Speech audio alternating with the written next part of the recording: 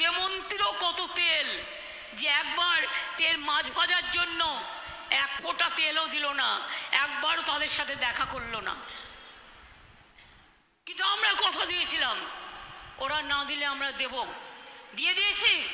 100 দিনের কাজে যারা টাকা পায়নি, 59 লক্ষ শ্রমিক, তাদের টাকা আমরা দিয়েছি কি দিইনি? Yes or no? পেয়েছেন কি পাননি? আগামী দিনও জেনে রাখবেন, 100 দিনের কাজ যেটা বলতো দিত 30 দিন। আমরা আগের বারেও জব কার্ড হোল্ডারদের 45 দিনের কাজ করে দিয়েছি। এবার আমরা একটা নতুন পরিকল্পনা চালু করেছি, সেটা হচ্ছে কর্মশ্রী। 50 দিনের গ্যারেন্টি জব কার্ড হোল্ডারদের জন্য। দরকার নেই দিল্লির কাছে ভিক্ষা, রাজ্য সরকার টাকা দেবে আপনাদের, আপনারা কাজ করবেন, সময় মতো টাকা পাবেন।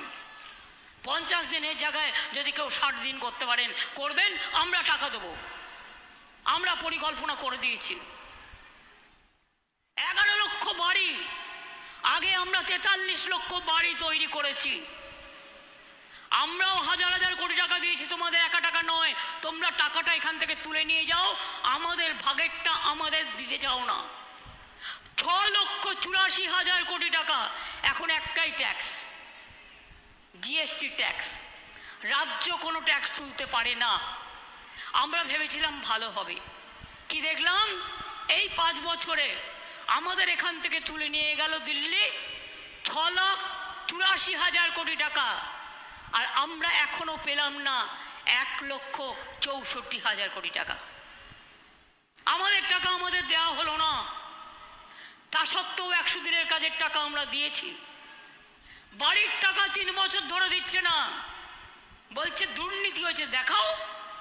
আমি তো বলেছি, তোমরা 350 টিম পাঠিয়েছো, যা যা ক্ল্যারিফিকেশন চেয়েছো হয়ে গেছে।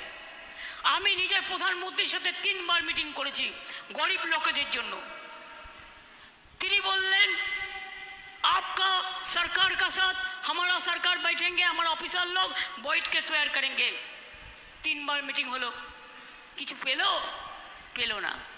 সেই 11 লক্ষ লিস্ট যেটা তৈরি হয়ে পড়ে আছে গরিব মানুষের বাসার, আজ পর্যন্ত হয়নি।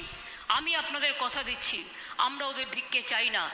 ডিসেম্বর মাসে প্রথম কিস্তি বাংলার বাড়ির 11 লক্ষ লোক পাবেন, এবং দ্বিতীয় কিস্তি, প্রথম কিস্তি খরচ হয়ে গেলে দ্বিতীয় কিস্তির টাকা আপনারা পাবেন।